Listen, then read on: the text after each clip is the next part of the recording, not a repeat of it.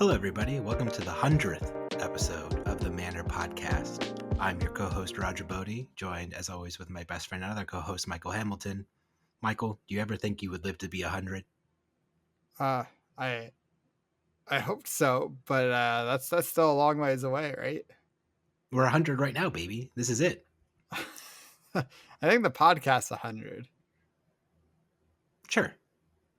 And you and I are on it, so we're 100. That's how it works, right?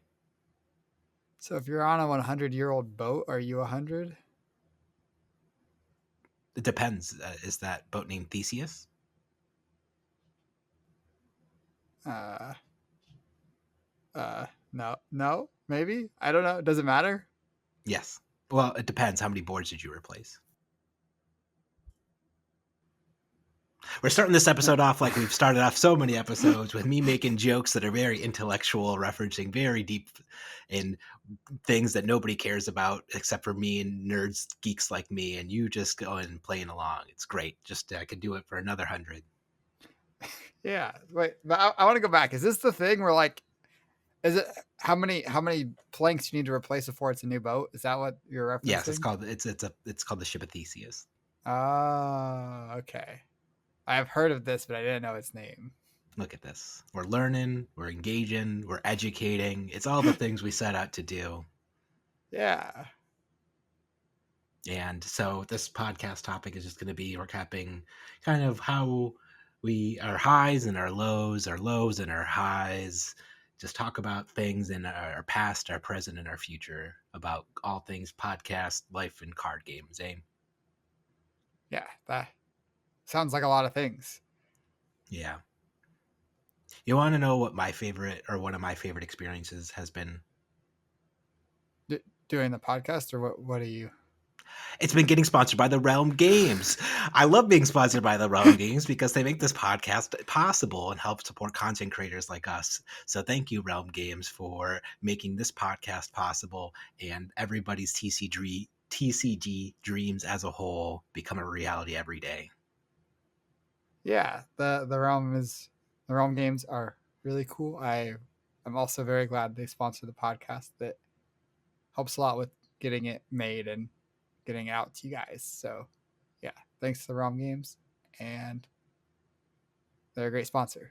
Yeah, you won a Realm Games tournament over the weekend, but we'll talk about that on episode 101 when we talk about Alpha Clash, because I didn't want to make episode 100 about Alpha Clash because it'd be sad because it'd be our 100th episode, but then nobody would watch our 100th episode. So instead of making our 100th episode about Alpha Clash, we have to make it about not Alpha Clash specifically. It wouldn't be nobody would watch it. It would be less people that would watch it than our average episode. But we still appreciate those of you that tune into the Alpha Clash episodes. You guys rock. I bet you that this 100th episode still gets less views than our tier list episodes. People love tier list episodes, dude. It's just like the most banger content any podcast produces now. It's just like you make a tier list, boom, like 3,000 views instantly. People just want to see you rank stuff. Yeah, I get it. You can tune in, see what people think is good in the meta, and you're like, I'll play that. That's good. That's good. Everyone said that deck was good. Everyone said Zen was good. I'm gonna play Zen. That's what people do. I think so. I don't know. I watch a tier list episode and I think these guys are idiots. That's not how to write tier list. My tier list is better. They don't know how to make a tier list unless their tier list exactly matches mine. And I'm like, these guys are geniuses. I can't believe they also figured out the format just like me. They're so smart. Yeah. But so far, nobody's put Bolton in S tier or F tier, so I haven't had that feeling yet. Yeah, not even our tier list match, or even our like very close. So yeah, it's okay. One day, someday I'll be smart. So, favorite moments. We're going all the way back to a classic, the classic episode where we did riveting pivoting. I love that episode. This is one of my favorite episodes. I think that might still be my least favorite episode we've ever done. Oh man, it's still one of my. It still also has no views compared to like our average episode. It's episode number 13.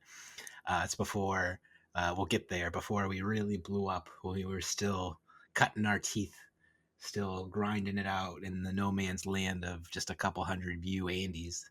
We're still mostly a couple hundred view Andes, especially if we're talking about Alpha Clash. But it's not about the views. It's about making great content like riveting, pivoting, and we finally figured out what makes a pivot turn good. I still don't think pivoting is like a real thing. Like, it's just not. It is. You just play the value of your hand. You do the good things. Like maybe illusionists have pivot turns. What's the value of the on hit of a Command and Conquer? The difference in the value of their hand with their arsenal versus without it. Yeah, but you can't just know that. What does that have to do with pivoting? Because if you take a bunch of damage in excess expecting your formula to work out magically better because your Command and Conquer on hit's going to be super disruptive and ruin their plans, and then your super disruptive on hit Command and Conquer hits like a card they don't care about, like some kind of blue 1 power card in their arsenal that they just arsenaled off of like some kind of ponder token, whatever. Like it doesn't matter, So then you tried to pivot and then your pivot failed. Wait, does the value of the card that Command and Conquer blow up affect whether it was a successful pivot or not? Because either way, they're just keeping 4 cards if the Command and Conquer is hitting, and then they're hitting you. Yeah, but like if it's a really important card that they want to protect, then you're pivoting better because you're buying more space or you're buying more cards out of their hand to make their turn less effective. So that way your next turn can bounce back even higher. You're creating a turn where you were playing lower value and being forced to block more, or you disallowing your opponent their maximum hand capacity and forcing them to interact with you, forcing them to pivot off of their core strategy, allowing you to buy tempo, the other core component of this concept. Yeah, I'm not buying any of it, but this episode is not about pivoting. It's not about Alpha Clash. It's about highs and lows. And that episode, I think, high. Was quite a low.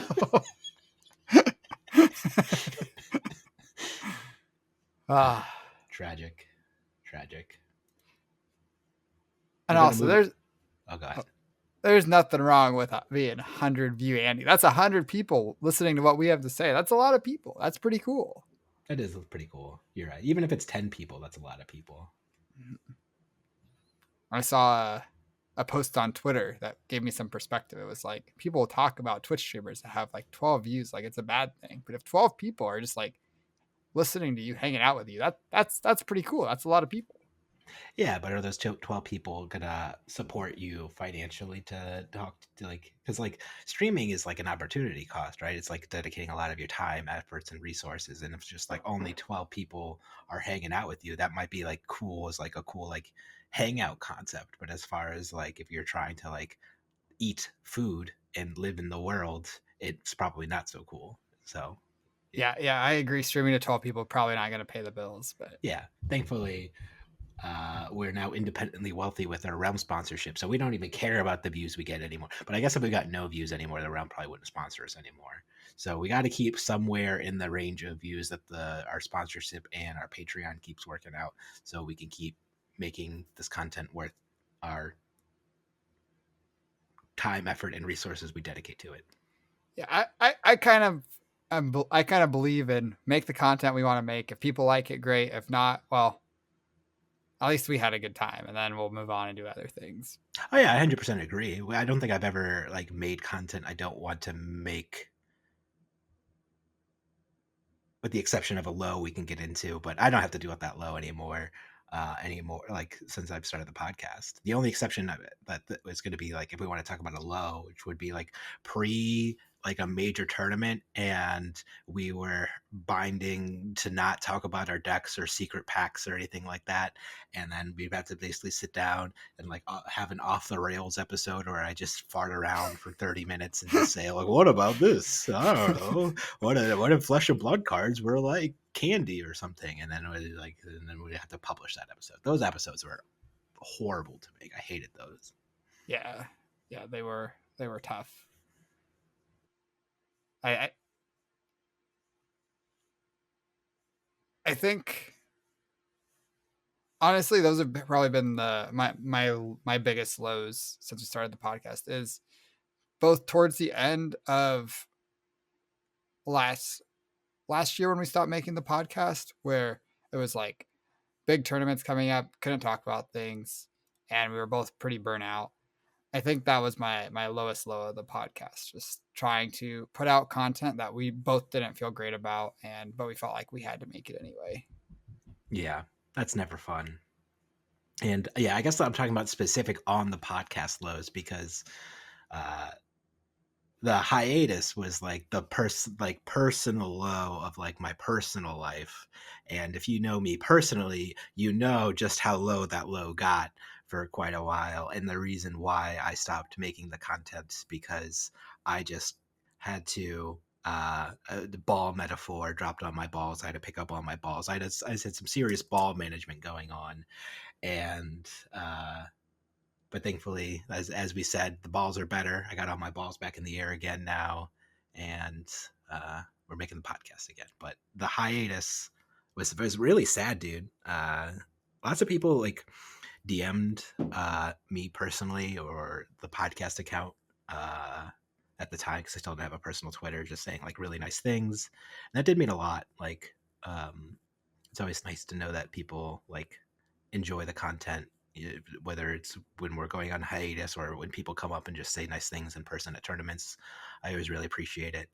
And a funny thing that happened over this past weekend at Origins, I especially at Flesh and Blood, like I can kind of get like a look and I'll be like, okay, this person knows who I or you like am or something like that. But at Origins, like it wasn't a very big event with the Alpha Clash thing. It's still like a growing game. So I just assumed nobody knew who we were. So I'd be talking to somebody, be like, oh yeah, this is my first Alpha Clash, like big Alpha Clash event, blah, blah, blah, blah, blah. I also play a lot of Flesh and Blood. And they're like, yeah, I know, I watch your podcast. I'm like, why? What do we mean? What? Excuse me? Okay, cool. Thank you. But like, I would never expect you to say those words out of your mouth, but thank you very much. Mm-hmm. Yeah, I've had a really good time with the Alpha Clash stuff. I think there are more people that have known who both of us are than I would expect at Alpha Clash events, but it's it hasn't been everybody, and that's also been kind of cool and different, I guess. I don't know. Yeah. It's I always say I like making the podcast, but I don't necessarily enjoy being Flesh and Blood famous. Like don't take that, like if you like the podcast and you want to come up and talk, please come up, talk to me. I'm always happy to talk to you. But just in like, because like it's never going to be like I'm at the grocery store and the grocery store clerk's like, oh my god, you're Roger from the Manor. Like thankfully I'll never reach that level of fame. If that happened, I'd have to start reevaluating some things. But I just am just naturally a very introverted person, and I just value like uh my me time and space like intrinsically super highly. uh you're more extroverted than I am, and definitely am more bubbly and kind of like enjoy engaging with people a bit more than I do. But yeah. Yeah, and that's kind of been something that's like changed. When I was young, I was like the most introverted person in the world, and like I kind of when I was young, gosh, makes me feel old. But when I was like a kid, I was very introverted, and then I kind of like grew up and got more comfortable with myself and other people, and yeah, now I like talking to people a lot. People I are was the cool. opposite. I was super extroverted and loud and obnoxious. Hard to imagine, I know, but like super loud and obnoxious and just like the worst kind of like teenager slash just adolescent cocky just dingus in the whole world. Thankfully, I'm not like that anymore. I've really mellowed out. I don't really have any more hot takes. I've reached a very wizened state of enlightenment that I can just, you know, be, you know. Mm-hmm. Yeah. So jumping back to the topic a little bit, you said that the hiatus was one of your lows, and the hiatus actually was kind of a pretty high moment for me. I know it was like this is weird. This is weird, but it really was, because for towards the end, before we did the hiatus, I was like pretty down about all the content we were making. I'm like, we're not making good content. We weren't getting like as much engagement as we had been, and I just like was very burnt out on both Flesh and Blood and the podcast. And then we took that break, and I kind of got the break I needed, and also like you said, a lot of people reached out, and that like made it me feel like what we were doing was important. When we started the hiatus, I wasn't sure if we were going to come back. I thought it might be a permanent thing. I thought it might be years before we came back. But the amount of messages that we both got, and even people like said to me in person at Worlds that year, it made it feel like people really did care a lot about the content that we were making. And I hadn't like, I guess I didn't feel like we were doing a very good job when we stopped, which is part of why I really wanted to stop. And then I felt like we could come back and do it better and do it in a way that's like healthier for us, making content that we want to make and still give people something that they're going to appreciate and get a lot out of. And I don't know if I would have gotten that strong of an understanding about what we were doing if I hadn't gotten that feedback because of the hiatus. Yeah. And then at the Battle Hardened in January, everybody was like, "Oh, you got to make the Cup podcast again now." Like, "Oh, like you're like you guys, if you guys meet in the finals, you have to do it, right? There's no way you can't both be in the finals of like this tournament and then not start the podcast up again. That'd be crazy." And then that was a really good point. And we started the podcast again. It just kind of was like a nice way to like, because like I don't know that I think we were planning on coming back at some point during 2024. We definitely weren't planning like beginning of January or like middle of January 2024, but the moment just felt so right to like kickstart things off again that like we couldn't say no. Yeah, though I thought there was a chance we might still not do it, but I'm really glad we did. I'm really glad we came back then. It was a perfect moment meeting in the finals like that. It was great. Yeah.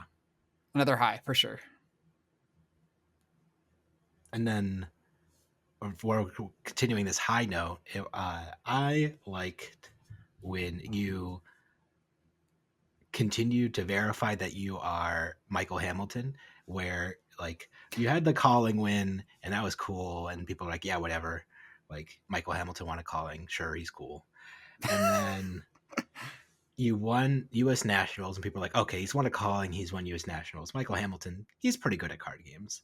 And then you won Worlds, and then it's just like, yeah, Michael Hamilton is just like if you sit next to across from it like any TCG like game, it's just like you got to have your A game or you're just gonna get crushed. Like it's just like the whole world recognized that just like you are gaming behemoth of just amazingness at games as a whole. So like it was really cool watching you like because like I always personally knew how good you are at games, right? And like We've played a lot of games. I played a lot of games and like I always like gauge like how well I'm doing. It's like, can I like hold my own or like make you feel like you're interested in the game at least, or you're not just beating me up, or like can I like win like close to 50-50 to like make things interesting. Even Puzzle League, I don't really get to 50-50 anymore, but like and it's neither here nor there, but like it's just nice to have that like I know you're amazing, and then watching the whole world like or people across the world realize that you're amazing at something was really cool. Oh, thank you. I don't know what to say. You caught me off guard a little bit. I imagine it's kind of like a small part of like what's going to be really awesome about being a dad is that like I'm going to know Austin is like awesome and like I love him so much, and like I'm going to get to watch him like go out into the world and like see other people learn how awesome he is over time or like whatever he wants to be good at, and I can help him do that and support him. It's just like that I'm just like imagining that feeling just being like better than anything else I could ever imagine. Like for as much as like seeing you was cool, like no offense, like but like but like my son is gonna be like boy, like that's gonna be crazy, dude. Yeah, no offense taken. uh, I'm excited for seeing whatever Austin does in his life too. It'll be Austin says hi, by the way. I yeah. wanted to tell you that before we started the podcast, but I was coming downstairs. I was like, Dad, I was gonna go talk to Uncle Mike. And he's like, hi, Uncle Mike. So I had to pass on that. He said hi. It was cool seeing him at Origins last weekend. He's getting so big.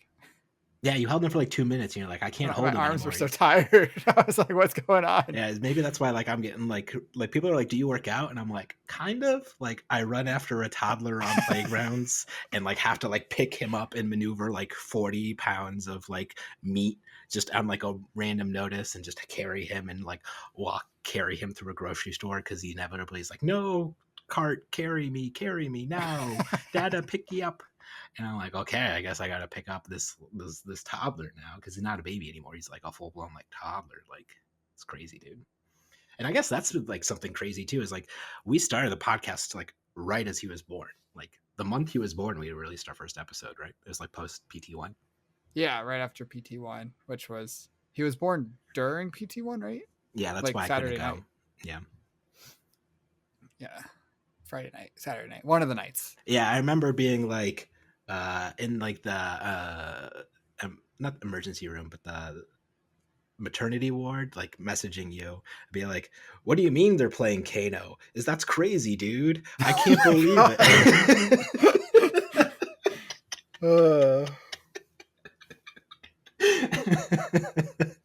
All right, that just this isn't a podcast high, but it did happen while we were making the podcast. Joining the Wolfpack, like joining the Wolfpack and having Zach on to talk about things, because I think that because we joined the Wolfpack, we made that really amazing connection with Zach Bunn, and he's been on the podcast I think 3 times now, our most common guest, and every time it's been great. Yeah, I love Zach. One of my favorite people in the whole world now. I'm super excited for his kid to be born soon and see him experience all the awesome things I got to go through with being a father. I know it's something he really wanted and was trying for a long time, so I'm happy he got there. But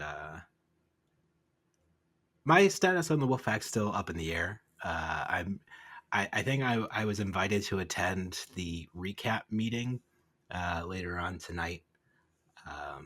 I was asked to please be there, and that I am missed, which is nice to know. So I'll attend. I'll keep an open mind about it. But at the end of the day, I think I'm still hard committed to my open and transparency arc right now. Like I liked that people appreciated me posting my 80 for nationals like the day before. Like that tweet blew up. People like were hyped to like watch me like go through the tournament and like follow that deck, and like I was getting like so much like support and interaction from just like the community abroad. Like it was just like really cool to see, and people would be like, "Oh, I know you have Razor Reflex in your deck. That's crazy." And it's just like I don't have Razor Reflex sideboarded in this matchup, but I'm glad you're gonna play around it now. So like, you get like cool like inverse like rewards for doing stuff like that. So it's just like I think as much as I love everybody on the Wolfpack, the prep that I had with just like networking and like talking to so many different people and like learning as much as I could from like a wide array of like resources, it was just like awesome. I really loved it. And I didn't have to dread making the podcast before nationals. I could just genuinely have just like my open vomit of like, oh my God, should I pivot to Victor? Because I was thinking about pivoting to Victor. And like that shit was just like a real thought I could express, was just like, do I want to pivot to Victor or do I want to keep playing the sick new deck that I've been working on? So yeah. Yeah, I think that in general the secrecy has been more detrimental than helpful. Like we look at the last Pro Tour, none of us did particularly well. But then after Brody's Azalea deck is like fairly public, then he goes and wins a calling with it. So and then like this last nationals, Andrew made the finals with basically our old KO deck from the Pro Tour that was very public with like a few changes with the new cards. So I think like and Nathan also top it with Enigma, and our Enigma list was secret, but basically every team that brought Enigma brought something that was like very, very similar. We just all came to the same conclusions because the good cards are good and the strategy of hitting people is good. Dealing damage and flesh and blood efficiently good. Yeah. So yeah. I really think that being open is probably going, or the Wolfpack, I expect to be more comfortable with openness in the future. And I think that's a big part of this recap meeting and that we're having later tonight that we haven't had. But I know personally, I plan to be pretty open with my prep for Amsterdam, which I am fairly certain I am going to now. I haven't booked the ticket yet. Something crazy could happen, but I believe I am going to Amsterdam. Yeah, And I look forward to kind of like being more open about what preparation for that looks like over the next few episodes. for sure.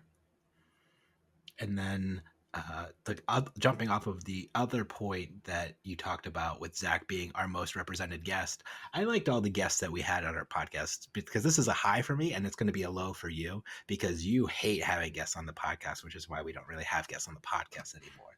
But I like Joshua Scott is like an amazing dude. I love that guy. Now we get free chocolate because we had Joshua Scott on our podcast, and like that was like a great decision. And like I love talking to Zach because Zach's a cool guy, and I liked having Fino on, and like I liked being able to like in lulls of content before where we weren't necessarily, especially we were like solely focused on Flesh and Blood.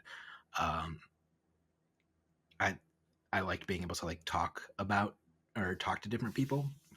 I thought about starting or trying to make like a variety cast where like I would try to like schedule and talk to different people. I don't really know if I want to embark on that endeavor by myself. I have asked someone prominent in the community if they wanted to start something and try to like work something out, and they have been very apprehensive because they sound like they feel like they don't want to step on like Flake's shoes or like be too disrespectful to like the content that Flake used to make basically. And I don't know, like the whole Flake situation is just weird at this point. Like that was just so abrupt, and like I guess abrupt if you didn't know about it, but I guess I knew things about him that I didn't know were about him. Like looking back, I knew they were like somebody in the community did X, and then like it's like then the whole breakout happened. It was like, oh, that somebody was Flake. Like, oh, it was kind of like how I experienced the whole thing. That makes sense. You don't have to talk about Flake. Talk about like having guests on the podcast. We'll put that to the side. So I actually think that I generally don't like having guests on as nearly as much as you do, and I prefer having most of our episodes without a guest. But I don't mind a guest every now and then. It's like pulls me out of my comfort zone a little bit, especially when it's a guest that I haven't like met before.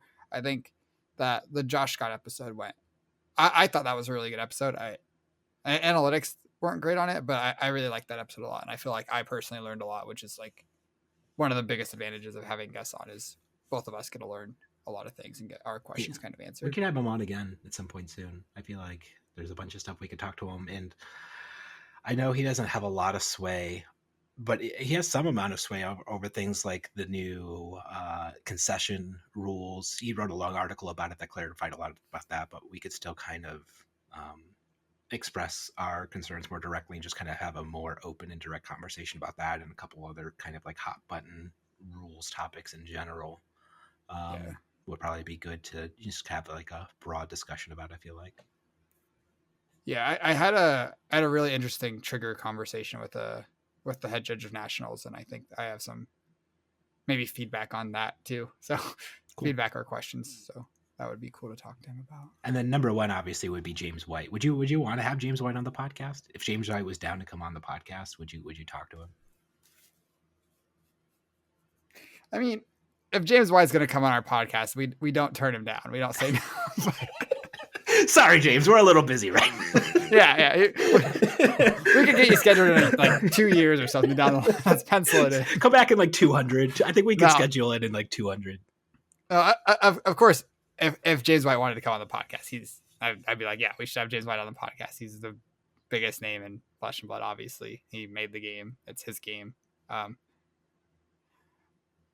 I would definitely feel outside of my comfort zone with that. I have not had a lot of interactions with James White, and I don't know what I would ask him or what I would want to say. But yeah, you don't turn down the man from your podcast. Yeah, I think at least.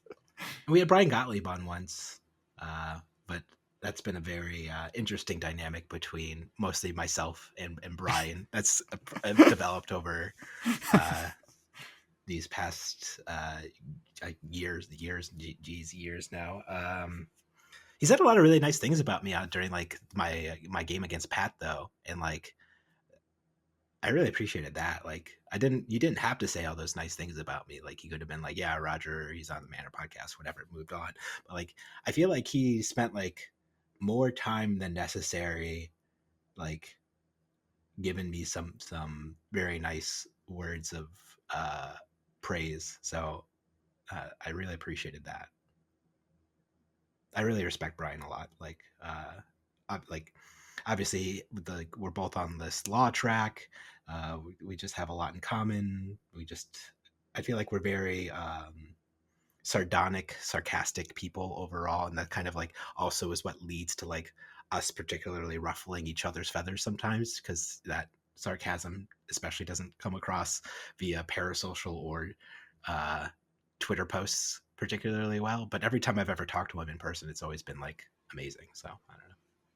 Yeah, and I kind of feel bad for Brian because like he does a great job at his job. I think the game is in a very good spot. It's like much more successful than it was when he started or before he started, and he kind of was really trying to engage with the community on Twitter a lot, and he just like it was just too much, and it's For uh, sure. so I just I think overall the Flesh and Blood has like probably the best community I've been a part of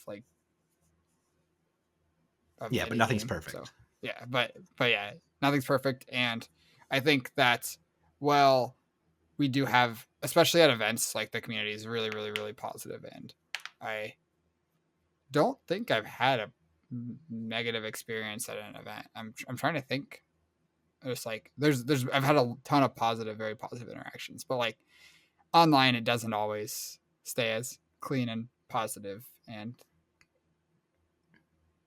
not not that there's anything wrong or anything, but I just it's just hard. For sure. And I would say now the game's more successful than it's ever been, but I think uh, we went through quite a low for a while. I feel like I think especially like our enjoyment at the game also cratered right around the time we took the hiatus. Like Yeah. I think we've talked about this kind of ad nauseum at this point, but Lexi meta was like really taxing on like our like overall enjoyment of the game top to bottom, and like people are asking for some bands from Zen now or something like that, and I'm just like, nah, like no, like there's no like the fact that Lexi went as long as she did without bans, I think makes the level that you need to like it's just set a precedent for bannings needing to be like something like really egregious going on, or else like it just feels very wishy-washy and inconsistent at this point. Well, I actually think Lexi was kind of a learning point for them. They gave her the slap on the wrist bullseye bracer ban, which made her slightly worse. But I think that they kind of saw how negative the community was about that, and how I think the format wasn't very good for such a long time after that happened. And it wouldn't surprise me if we actually do see action taken on in the next ban announcement in 2 weeks about. I'd be really surprised if they touch him on the next. I think post Pro Tour that's fine, but like we're in the middle of national season. You got nationals like still like on the horizon, right? Like after Yeah, that announcement. there's a ban announcement scheduled for like July 8th, I think, which is after the next 2 weeks of nationals. And I think there's just these 3 weeks of nationals. We've had U.S. nationals and we've had the first non-U.S. nationals, the first weekend of non-U.S. nationals, and there's 2 more weeks of it, and then the ban Sure. announcement scheduled for the Monday after that one. It would also be kind of unfair to all the people who are expecting to take Zen to Pro Tour at this point, which I imagine is going to be a large Like half the percentage of. community. I don't think it's gonna be half. I think it'll be widely represented, which is why I think it's the perfect time for us to take to build a perfect new deck that just destroys Zen and just like could easily dunk and win on the Pro Tour. Like I think if people legitimately think that Zen is like this broken deck with no answer, like because that was the other thing. Like I've said this point where like Lexi, the best deck against Lexi was Lexi. Like Lexi had no true counters. Like Dromai was like fine, like maybe like 55%, but like it was still like a really close game. And Dromai had problems with like into other decks in the meta, and was just really inconsistent for a long time. But like aside from that, like you just couldn't bring a reasonable deck to a tournament to beat up on Lexi. But like if you want to take a deck and just like dunk on Zens all day, like you can build decks like easily do that. Easily as strong, I think. Zen is doing really, really powerful things, and I think I think you could it get is to an definitely 80% win rate into Zen. interesting. I think it is definitely different than like KO, where when KO was the best deck, he was just like slightly better at numbers than the next best deck, and he definitely had some negative matchups. I still think Kasai was like favored into KO. I think that was probably the only deck that was like favored into KO, and I think he was good into probably slightly favored to moderately favored into everything else. But Not Bolton, but that's fine. oh, sure. Well, I don't know. I guess Bolton's kind of similar to Kasai, but I think Bolton's his on hits were less punishing than Kasai's, where she just like generates a gold in the Uh, lane. are you saying blue engulfing light's not a punishing on hit, Michael? Come on. Come on. Anyways. But So we'll see. We'll talk. We're going to be doing some flesh and blood testing. So for sure. I'm excited for it. Yeah. And then I guess this is also fitting because it's breaking away from flesh and blood, but I like that we are diverse in our gaming experience as a whole outside of just direct flesh and blood. We've dabbled in some Alpha Clash episodes. I don't think we've been as diverse as like maybe I would like at times, but that's just because surprise, surprise, Flesh and Blood got really good, and we've both been overall pretty happy with like the state of the game recently. So, and obviously, you're still going to Amsterdam, and it still has the best competitive scene out of any TCG on the market at right now, bar none. Like, there's no competitive scene that even comes close to like what Flesh and Blood is providing right now, and like that's what makes it so easy to fall into like making content for it at the moment, is because we are excited and looking forward to competing at these events. So then we get to talk about how we're prepping and planning on competing at these events, and then since there's so many events, that makes it a lot of time to like sink in and to do that. But in the event that we ever did get like into like another Lexi meta site of the game or something like that, like it's nice that we can just pivot heavier into Alpha Clash. It's going to be weird for us to talk about sorcery. I imagine once Arthurian Legends comes out, we can kind of talk a lot about our, maybe not like, we're not going to give like deck lists or like everything like that, but we can kind of give like high level thoughts and opinions, or like what we like learned and thought was interesting or fun. Maybe, I don't know, maybe we can do some content. We have time to figure that out considering that set comes out, but we can talk about sorcery eventually more. yeah, Yeah. I think the sorcery content is kind of interesting because I would like to talk about sorcery on the podcast. We've been doing a lot of work on sorcery playtesting a bunch of stuff with Arthurian Legends, and it would be cool to be able to talk about some of that stuff on the podcast. Like, maybe it would probably generate some interest and give some stuff out. But I also want to make sure we're like respectful of what the sorcery team wants us to put out there. So I think that might need to be a conversation with them first, basically. Yeah, absolutely. Yeah. I think like high level things, like just saying like, oh man, this card seems really cool, unique, and powerful. Like I think like just talking about like cards like that could be like fine, and like especially if we like do that a bunch of cards, just kind of like a, not like an express like set review, but just kind of like a set fun, interest, cool thing going on, high level review. I don't know. We'll have to figure it out. Yep. But Alpha TBD. Clash, yeah. Alpha Clash is sweet. I really like talking about it and playing it, and I think the fact that Alpha Clash is part of the podcast has made me less worried about having things that I'm happy to talk about, because that was something that was really a problem before we took the hiatus. Yeah. What's been nice about Alpha Clash is when I first was looking into it, I think Clash Grounds had just came out after, like, because I thought the Kickstarter set looked, I didn't like the art style particularly all that much. They went for like this realistic, like CGI gritty feel that was like okay, but like it just wasn't like hitting me personally all that well. And there was like some balance issues that were like clearly like like with the zero cost clash buffs. But I think Clash Grounds showed like, okay, they're dialing back the clash buffs. Like these are clearly they all cost resources now, and are nowhere near as pushed as the zero cost ones. The art style was revamped to be more like comic book vibey, which I think it like really suits like the art and like the vibe of the game way more than like the gritty CGI feel. So I just like the aesthetics of the cards way more. And then the third set, Unrivaled, came out, and I feel like this like it's just been like it was like if I had to like rate these on like numbers, I would be like maybe 5 out of 10.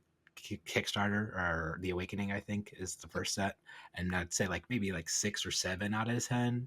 Clash Grounds, and then I think I'm willing to go up to like an 8, maybe. I think 8 is probably. I still think there's like one or two things that I'm not particularly fond of, but uh, overall, I think it's going in like a much better direction.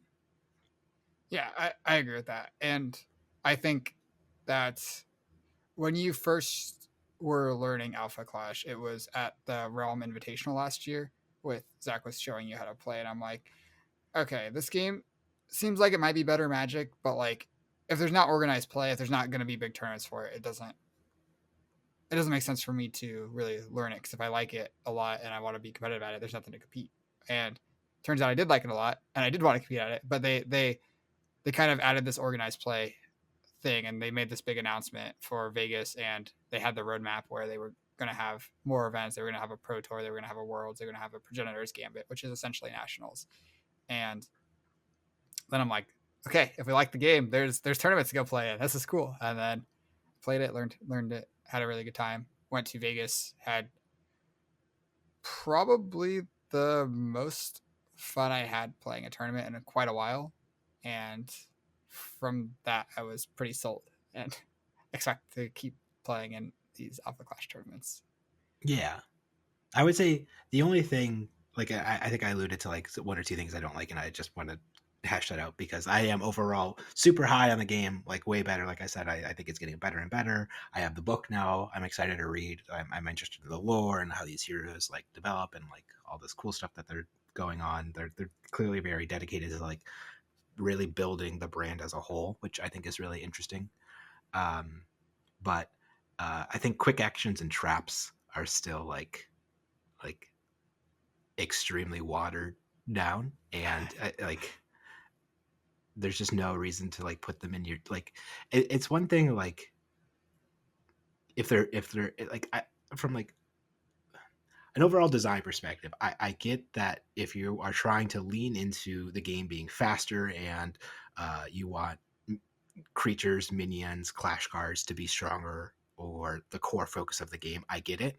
But then I guess like if that's the main focus and then you print like a 7 mana Doomblade or something like that, but like gets reduced by 2 if there's like if it's every other Sunday or something like that. It's just like it's like it's the disparity between the two just feels like way too, it's like the opposite disparity between like in original Magic it was like you had Ancestral Recall, which was like draw 3 cards for a blue, and then you had like Shivan Dragon as like the best like creature, and it's like, okay, clearly one of these things is just like pushed way higher and way better than the other, and I feel like Alpha Clash is like skewed in the opposite direction now, where I feel like there are creatures like 1 mana Lin is basically like the Ancestral Recall of creatures, and they're still Mm-hmm. putting like 8 like 6 mana like maybe sometimes every other Tuesday kill a creature cards in the game, and it's like, okay. Yeah, yeah, I do think I do think a lot of that is not that the spells themselves are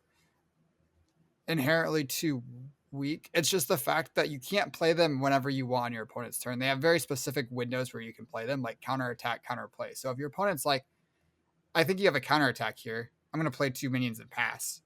You have to waste your resources. There's nothing that you can do if your opponent Right. doesn't play into it. And also, a lot of these cards are traps that you're committed to putting face down before you can really use them. And I actually had a round of my tournament where my opponent was on Lord Krung, which is a deck that's built around playing these traps, playing ambush minions that are basically minions that are traps that turn into minions, and other traps that the minions help disguise, and it makes it harder to play around everything. And I was able to just like kind of sit there and do nothing because they can't use their mana if they leave up a bunch of mana or resources. if you don't play into their traps. Yeah, it's just like something that I think just needs to be hashed out a little better. But overall, I still think there's enough really fun, interesting things to be doing in the game at the moment. I think the meta seems pretty diverse in like what you can build. I like that. Even though you won the tournament, I feel like you didn't have the best deck, and the best deck is still yet to be figured out. Like the Warcry Nova thing is just like I remember like I played a red white deck and I was like, my red white deck's pretty good. And they played a Warcry into Nova, and I'm like, my red white deck is like It's Flare, literally not Nova. sorry, Flare. Yeah, the Flare makes Nova tokens. Warcry Flare, sorry. Uh, they played Warcry Flare and like tutor for another Flare out of their deck, and I was like, oh, my deck's like unplayable, dude. Like this deck is like so much more well constructed and thought out. It's synergistic than mine. Like I don't even know why I'm sitting here. And that's why and then like that was after round 3, and then like my spirit to play the game died, and I started 3-0 and then 0-3'd. It's just like seeing how good their deck was made me feel silly for being there. Yeah, I think the red white Warcry deck that we played against and saw there was very, very good. And the Flare combo was something that I didn't realize was possible in the game until they started doing it. Because I looked at this 4-mana Flare, I'm like, this thing seems way worse than the 4-mana Unrivaled War. I don't know how you're supposed to trigger this ability. Seems like you need so much setup for it. Setup is have a Grant Park in play and your contender be named Warcry. Blue. And your much Grand easier Park than I tutors expected. for the Flare. Yeah. So yeah, it was really cool. Really cool deck. Any other highs or lows you want to talk about as we're winding things down now, though? I'm sure there are. I guess we can pivot off that then. Like, what do you hope? Do you have any hopes for the future? Any dreams for our TCG dreams, ambitions, podcasts, content, etc.? My biggest hope is just that we're still playing card games and having a good time making the podcast, talking about card games, playing card games for like basically as long as is reasonably possible. Because I personally think that I really love where my life is right now, and card games and talking about them with you is a very big part of my life. And I'm going to be sad if or when that stops or changes. I really like doing it. That's fair. Yeah, I definitely. You don't know what you got till it's gone, and then we had it gone, and then we're like, oh, we got to get that back. So I definitely now we're going to be much more reticent to have it be gone again. But hopefully, I don't have. And it's gonna be really hard for me to have as many personal problems as I did during that time in my life again. There are a lot of one-offs that can't really repeat themselves. Thankfully, I guess. It's a weird way to look at it, I guess. Anyways, I hope. Honestly, my hope is that if like we just remain at the level we're at with like sorcery playtesting, like that's cool. But I know these opportunities are just so hard, and maybe it would take us like trying to enter the infinity sea of card games or something like that. But I would like to eventually like become more involved in like the development or maintenance or something like that of a card game. Yeah, like if Alpha Clash was interested in like me coming on or like doing, because I know Dagon's really involved with them too right now, and he's like becoming more and more prominent. So I think he kind of checks that box for them, anyways. But I just think it's really interesting, and I think it's something that I am really good at, especially at my time at LSS. I think I had a lot of really good ideas over the past couple of years. I think I was really able to innovate and prove that I have what it takes to just really make good improvements to card games. Like I came up with the dual class cards. I think another high I gotta add is as like a year ago or whatever, we were like, we limited deck should be 30 cards, period. Yeah. Misspell comes out, 30 card decks, best limited format we've had in a long time. Yeah, please never go back to not just 30 card limited decks. Like I remember I was talking to somebody at Nationals or at some, I can't remember, some event years ago too. Somebody works at LSS, and I was just like, I get that like you want fatigue to be a thing, but like just cap decks at like 30 cards. Like it's just such like a clean answer. And they were like, maybe, I don't know. Especially like if they were putting more cards in the booster packs, or like I've also been pretty adamant that like a booster pack doesn't just have to be the same 14, 13 cards or whatever with like the same common rare. Just like you could do cool and unique things with like that whole system that I think could be really cool and innovative. It's a whole thing. But yeah, 30 card decks, sweet, love it. I think I've also proven that talents are just the superior way to make sets, and obviously way more fun than non-talented sets. I think there have been many non-talented sets that have been like, okay, cool, this is fun, and only one talented set that was like, why? And like it wasn't even draftable, so you know I can't even really knock it. It was a supplemental set, you know. That's just, what are you gonna do? I think Dynasty and the other. So What was good the you one can't that came out of remember the Tales of name. Aria? The one after Tales of Aria, the Everfest? Everfest. I think Yeah. both those were kind of misses, and they had talents too. But the supplemental sets have always just been worse than draftable sets, and I think that's just Dynasty didn't have consistently. talents. Dynasty had talents, right? It had It had like 4 talented cards. It had like the Draconic Ash cards, and I think that's it. And the the Emperor. Emperor. That's Well, bold saying that's a talented set. And even its flavor Everfest, was like dragony stuff. yeah, but like its execution was not. And then even Everfest was also like, Was oh, it? it's more Arya stuff, and like there wasn't talents there. It was just a stupid bunch of potions. Dynasty was also the set that they released Icelander. Yeah, like they like there have been peripheral things, but you can't like, if I like have 99% pile of poop and then put like one piece of cake on top of it, I'm not going to call it a cake. All right. Lolo's that reference. Oh my god. I'm not, you know, I'm just glad I've mellowed out and don't have hot takes, and I can just really be reasonable from now on. Yeah, You know? yeah. Never a hot take. Never say anything that's awkward or makes people feel bad about themselves or the hard work they poured countless hours into developing, designing something that they hope is fun for people around them. Never would I ever try to disparage that kind of work, you know? Mm-hmm. I shouldn't have brought up Everfest. I did it. I kind of got us here. Yeah, Everfest took us off the rails. I was ready to just poke a little bit more fun at Dust Till Dawn, and then you brought up Everfest, and I was like, well, now I got to mention the Carnival slap. Stop. Supplemental sets have not been as good as draftable sets, but that's also just because Flesh and Blood Limited, it's pretty good. It's pretty fun. So, and getting new heroes is pretty fun. For sure. Ready to call it? I'm ready. Okay. 100 episodes in the book. Well, the next time you're watching our next 100 episodes, always remember